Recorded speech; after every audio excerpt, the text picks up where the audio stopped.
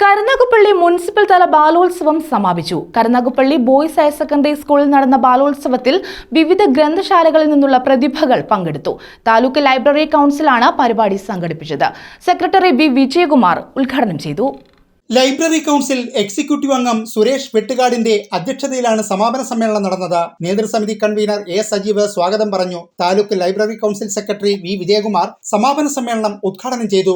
കേരളത്തിലെ ഏറ്റവും വൈബ്രന്റ് ആയ IAS ഓഫീസറുടെ പേര് നിങ്ങൾക്ക് എല്ലാവർക്കും അറിയാം. അവർ നവമാധ്യമങ്ങളിലെല്ലാം എന്താ പേര്?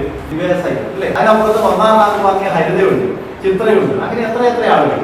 അവരെല്ലാവരും ഈ വായനാ മത്സരങ്ങളിലൂടെ ഈ കേരളത്തിന്റെ അക്കാദമിക രംഗത്തേക്ക് മികവ് തെളിയിച്ചവരാണ് എന്നുള്ളത് ഞങ്ങൾക്കൊരു വലിയ സന്തോഷമാണ്. ഞാൻ പറഞ്ഞു വന്ന ഇത്രയേ ഉള്ളൂ.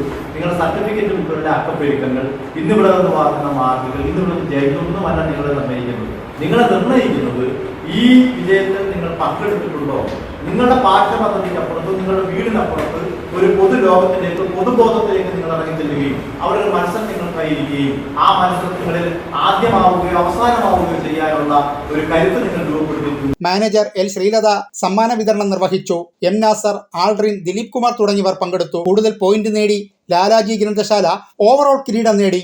News bureau, Karunagappally.